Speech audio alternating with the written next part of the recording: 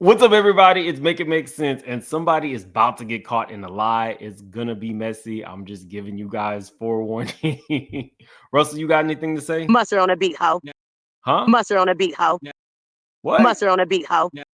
Like the video's intro plays, we got a lot to get into, and there's a lot of moving parts. I was listening to Make It Make Sense. Shout out to Make It Make Sense. Thank you for sharing. Make sense, Mims, who a lot. Make it make sense. Make What I love sense. about Mims, Make It Make Sense. He's a YouTuber. He gets the court record. So he gets the cases. Make it make sense. You knew what was up. You take the top, and I'll take the bottom.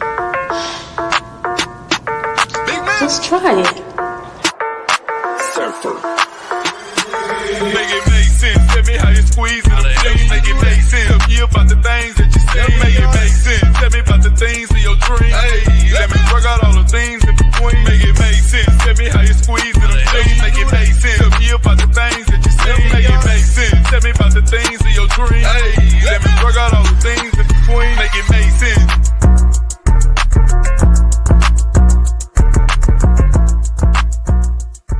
I would have been swallowed up. Have you ever been swallowed up? God, TD Jakes. Have you ever been swallowed? I would like to this man to talk about dick sucking on the pulpit. Okay, guys, so before we get into it, I found something extremely interesting. So yesterday, I was doing my research, actually minding the business that pays me, which is everybody else's business. And I stumbled on a subpoena that Oprah got. So I announced that I would be releasing a video the next day, which would have been this morning. And it became front page news last night. Now, maybe it's some strange coincidence, but those documents that I found yesterday have been out there for 20 days. It's mighty strange that after I announced it, then it became front page news yesterday evening. Just a thought. Anyway, now let's get to the mess. So before we get into the subpoena, I really want you guys to understand why Oprah is being subpoenaed and why this is such a big deal. This man then put you in some mess. Here we go. Why not? Because it's not true. And I think that Oprah said the stories don't add up. Oprah also came out and said she believed the women. I stand in support of these women. I believe them. It was a hard decision because I knew that Russell Simmons had started publicly pressuring me and that me pulling out of the documentary was going to look like I was being pressured. How do you square? Absolutely. That does look like you're being pressured. The documentary in question was on the record. These fine people decided to discuss what had happened to them, the two filmmakers being in the back. I believe there was 6 women total who came forward to tell their stories regarding Russell Simmons. Now, Oprah had actually come out and in support of it. And through Oprah's connection, they were also going to be showing, it was going to be released on Apple TV Plus as well, because Oprah was involved and Oprah was going to be a producer. So why would Oprah, sexual assault advocate, pull out after saying she believed the women? It never really made sense. And she did it right before it was supposed to be released to Sundance. It never made sense, guys. Let's continue. The two. Well, she said she believed women. But if you want to call Oprah, I can give you her number. She made a movie about some women and then made it very public that she was making the movie and that she made the movie. And then she walked away. She has not come back in support. Isn't she a supporter of Black women or not? You should call her. She will not defend. Very rarely am I in agreement with Russell Simmons, but Russell is saying call Oprah. She supports Black women. These are Black women who made the claims against him.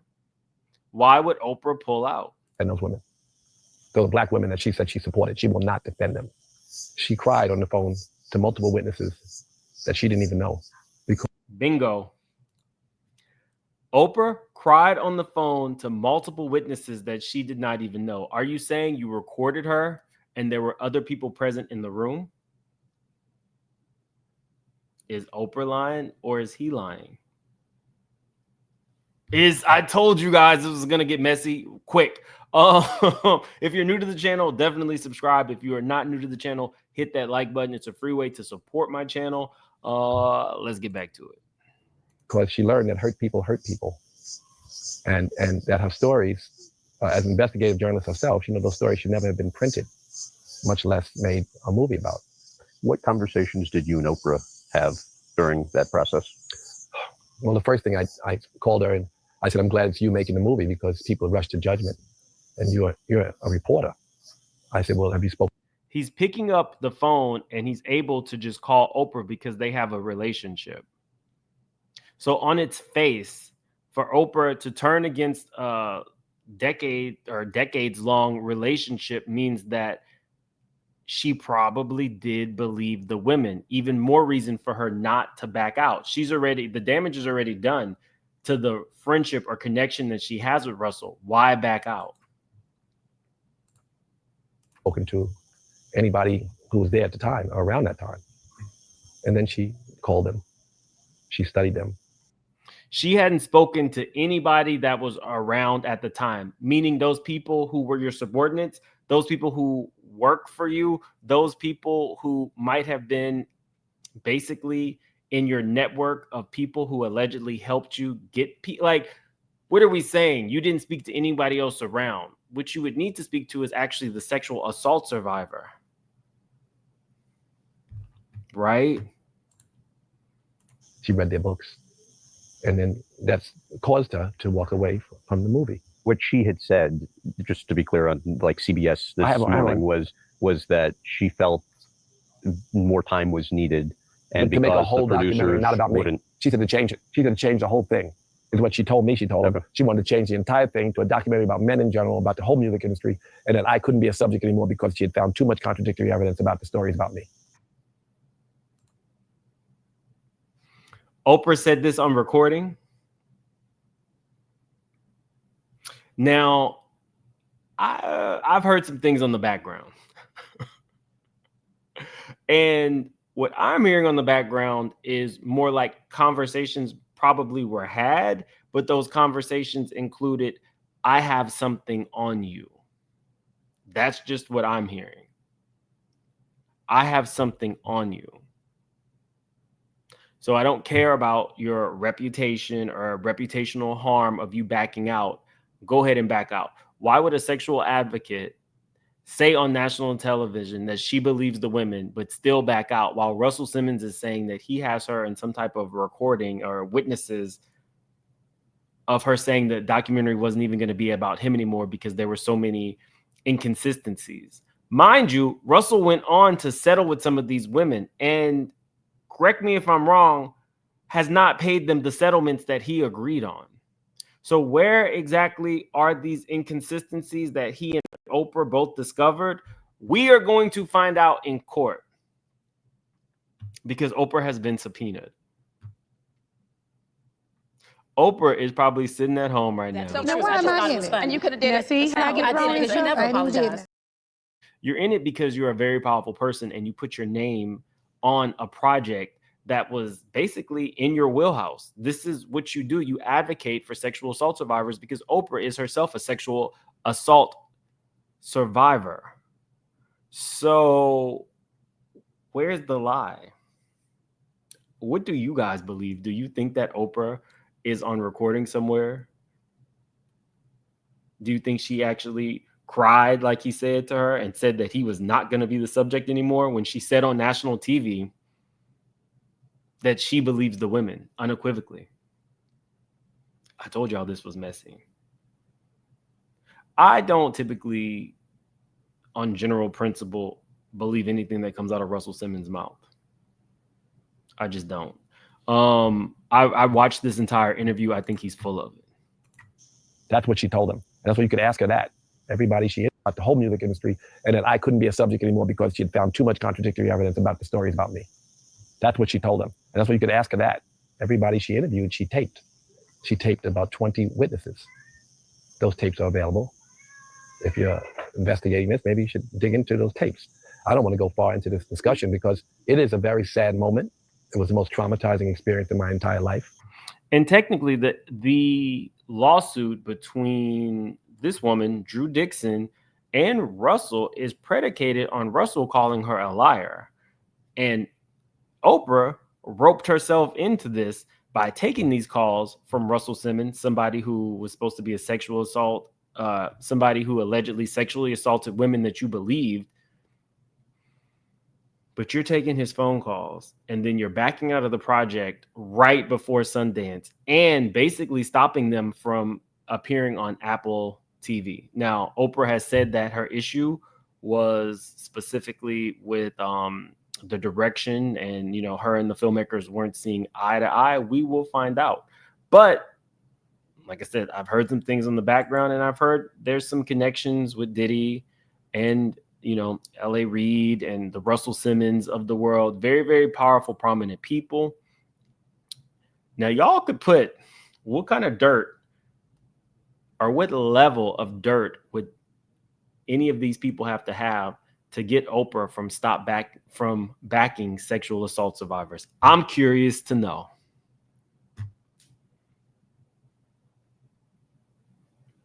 I'm curious to know.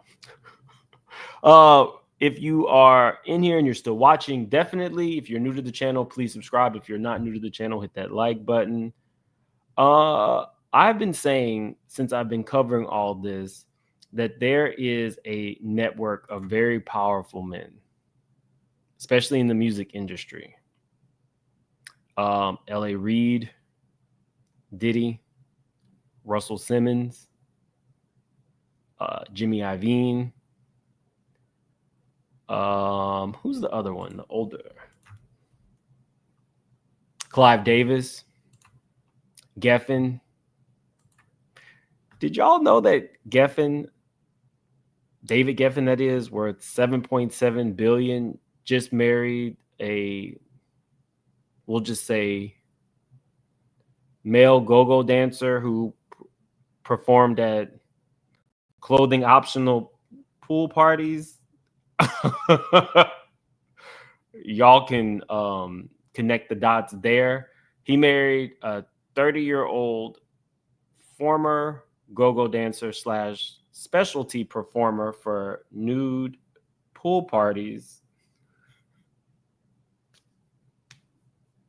who's had multiple name changes.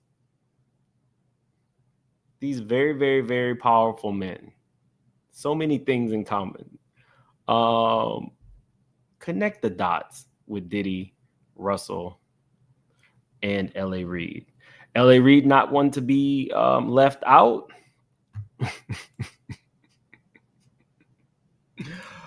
I am extremely nosy. L.A. Reid has a trial coming up, not just a court case. Oh, but hold on. Let's look at the subpoena first. So this is Oprah Winfrey's subpoena. What is she not allowed to do? Communication means the transmittal of information in the form of facts, ideas, inquiries, or otherwise, including but not limited to telephone calls, in-person conversations, emails, text messages, or otherwise. Document means any documents or electronically stored information, including any writing, drawing, graph, chart, photograph, sound recording, image, or other data, or data compilation stored in any medium, including email, text messages, or chats, from which information can be obtained either directly or, if necessary, after translation by a responding party into a reasonably usable form. Identify with respect to persons means to give, to the extent known, the person's full name, present or last known address, and when referring to a natural person, additionally, the present or last known place of employment. Identify with respect to documents means to give, to the extent, the type of document, general subject matter, date of the document, and author's address and recipients. Oprah's going to have to turn over all these things.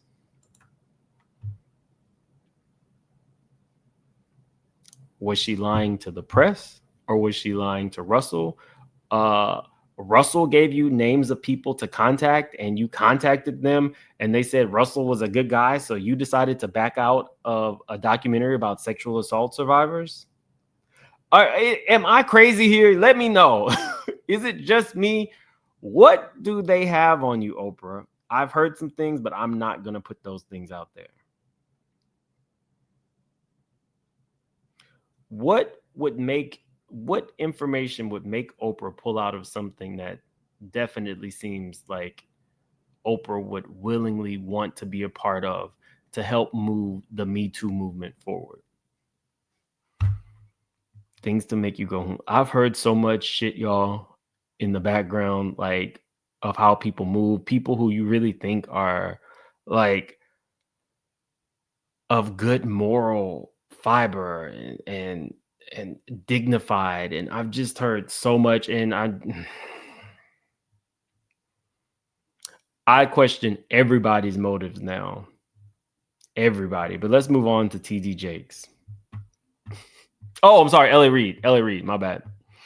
So like I said, I started really going back into Diddy's court cases, all of them, all the ones that are remaining open. There, several of the Jane Doe cases have now been closed. Russell Simmons court cases, and L.A. Reid has a court case that I don't think anybody is talking about, but L.A. Reid is being sued by Drew Dixon. And I went to the most recent Antonio Marquise L.A. Reid. It is further ordered that this matter is scheduled for trial beginning Monday, September 8th, 2025 at 9:30 p.m. in the Southern District of New York. So we have Russell Simmons, Diddy, L.A. Reid. What do they have in common? Top music industry executives with multiple sexual assault claims. But not to be outdone, artists came forward and said the game also came out strongly against Oprah's ties to the doc, saying he was dumbfounded as to why she seemingly gives white men a pass. Mind you, he has a judgment against a woman who he allegedly sexually assaulted from a VH1 show he was on. And I think he's been ordered to pay her millions of dollars. In addition to the fact that he's hanging out with Kanye, who has multiple sexual assault allegations. I'm seeing a birds of the feather, but y'all can connect those dots on your own. Anyway, moving on to TD Jakes. TD Jakes did an interview that I found pretty interesting. Did happen to you that morning on stage? You know, I didn't really realize what was happening to me on stage until I got to the hospital in an ambulance and fussing that it happened on stage, by the way, because I didn't want it to happen. And the doctor leaned over my ear and said, "You had a massive heart attack." Oh. And the reason I didn't realize it is because I had none of the symptoms that they say, no numbness, no sharp pain, no anything. I just kind of drifted off to sleep. I didn't know what it was, but I almost died. Massive heart attack. He said 5 minutes later, I'd have been dead on arrival. The right side of my heart had completely stopped getting blood at all. And as long as I was up preaching, I felt fine. But when I sat down, the adrenaline dropped, and it exposed the fact that I was preaching with half of my heart closed through a clot. And they had to go get it. And it was an amazing. What did? Now, here's the thing. I can believe that TD Jakes had a massive heart attack, but what I find interesting is when I went back through his case, because I have been following his case, if he knew he had a heart attack, why did he only qualify it as a medical crisis? He knew that he had a heart attack, but in the court documents, he didn't say that. And a large part of his lawsuit is predicated on the stress causing him to have this, medical emergency.